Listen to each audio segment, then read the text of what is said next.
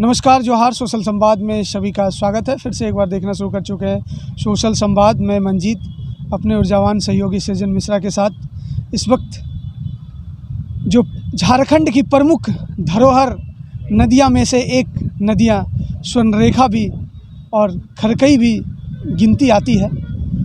मैं आज स्वर्णरेखा नदी के पास मौजूद हूं और आज हम कुछ ऐसी जलस्तर के बारे में बात करने आए हैं जो शायद न जाने कितने तटीय इलाके के लोग इस जलस्तर पर कहीं न कहीं निर्भर करते हैं और यह जलस्तर से ही उनका एक तरह से देखा जाए तो पानी भी उनको, शुद्ध पानी भी और जल उनको मिल पाता है।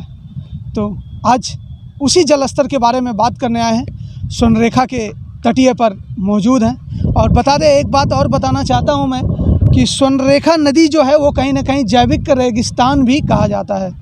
एक जैविक रेगिस्तान के नाम से भी जाना जाता है क्योंकि एक देख रहे हैं किस तरह से तटीय और इलाका जो है वो कहीं न कहीं वह एक नज़ारा, स्वच्छ सौंदर्यीकरण नज़ारा जो है। कई बार ऐसे जो बता दें कि इस नदियां के बारे में अगर हम बात करते हैं, जलस्तर जिस तरह से पिछले कई दिनों से यह चर्चा में है मानसून को लेकर के, लेकिन इतनी जमशेदपुर और झारखंड की जो जमशेदपुर की गर्मी है, इतनी भीषण गर्मी है कि रिकॉर्ड तोड़ गर्मी है।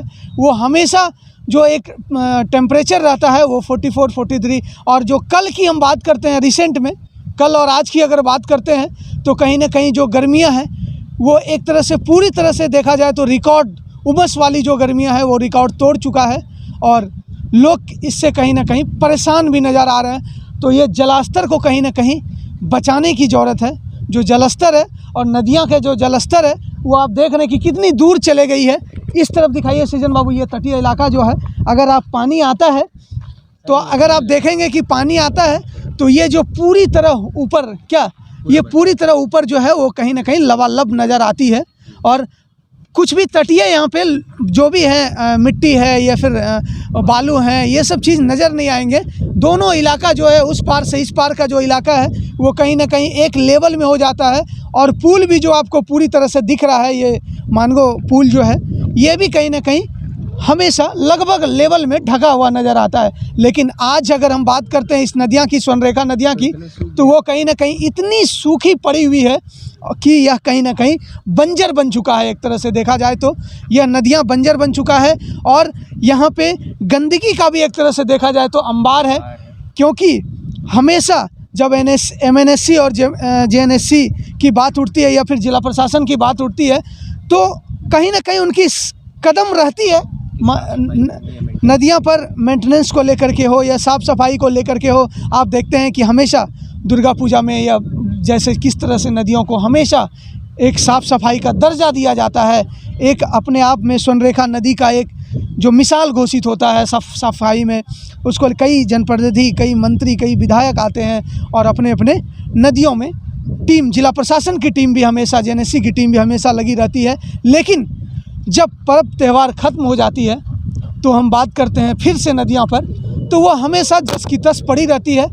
बातें होती है, चर्चाएं होती है, निरीक्षण भी होती है, लेकिन कहीं ना कहीं धरातल पर वो नहीं उतरती है।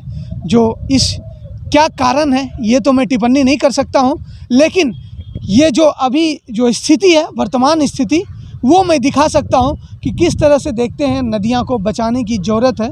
झारखंड की जो धरोहर है स्वर्णरेखा, और ये बता दें कि झारखंड, पश्चिम बंगाल और उड़ीसा, तीनों को ये प्रमुख नदियाँ जो है वो जोड़ती है और ना जाने कितने तटीय इलाकों में ये जलस्तर को मेंटेन करती है। तो यह कहीं ना कहीं एक जलस्तर जो है ये हमेशा किस तरह से बचाया जाए, इस पर भी कहीं ना कहीं सोचने की ज़रूरत है। आमतौर पर अगर स्वर्णरेखा या फिर खरकई नदियाँ की अगर बात करते हैं तो हमेशा सालों भर कहीं ना कहीं पानी का जो जलस्तर है वो बरकरार रहता है, बेहतर रहता है।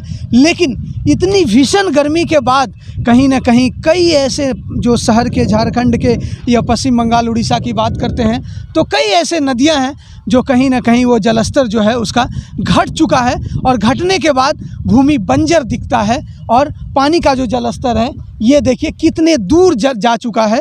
ये वहाँ से लेके लगभग आप 100 मीटर, जब आप 150 मीटर चलेंगे तब आपको जलस्तर में आप पहुँच सकेंगे।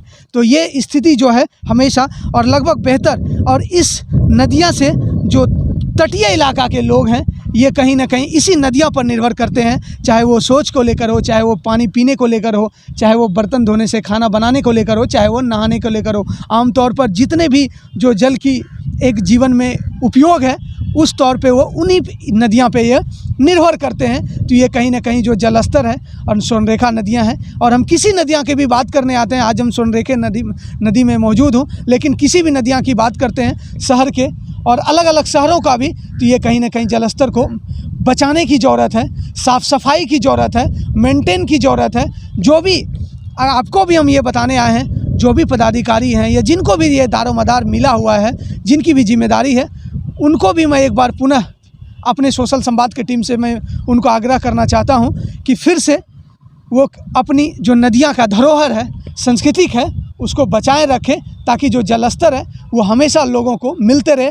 और साफ़ सफाई जिस तरह से देख रहे हैं, कई ऐसे तटीय इलाका के या कई ऐसे शहर के जो गंदा पानी है, जो नाली बहते हैं, वो कहीं ना कहीं नदियाँ में छोड़ दिया जाता है ला करके। उससे भी कई बीमारियां उत्पन्न होती है, कई तरह के जो लोग हैं आम जन से उससे भी प्रभावित होते हैं, क्योंकि यह हो सकता है कि बड़े बड़े लोग फ़िल्टर या वाटर फ़िल्टर या कई ऐसे तमाम चीज़ों की जो पानी प्यूरीफाई होकर फ़िल्टर से बनते हैं वो पानी का इस्तेमाल करते हैं। लेकिन जो आम तौर पे जो लोग हैं, तटीय इलाके के लोग या फिर एक नीचे स्तरीय के लोग जो हैं, वो कहीं ना कहीं इसी नदियाँ की पानी से वह निर्भर करते हैं, चाहे किसी भी चीज़ का इस्तेमाल करने को लेकर हो। लेकिन तो आपको भी मैं एक बार बताना चाहता हूं कि जो नदियां में पानी बहाते हैं, नाले बहाते हैं, उसको कहीं ना कहीं एक फ़िल्टर का तमाम जो व्यवस्थाएं हैं, ताकि जितने भी व्यवस्थाएं हैं उस पर आप नज़र बनाए रखें और नदियां का जो जलस्तर है, धरोहर है, उसको बचाने का प्रयास करें हमेशा, ताकि यह जो स्थिति है वो नहीं बनी रहे। तब तक के लिए देखते रहिएगा सोशल संवाद। मैं मंजीत अपने सहयोगी सृजन मिश्रा के साथ। जय हिंद दोस्तों, जमशेदपुर झारखंड।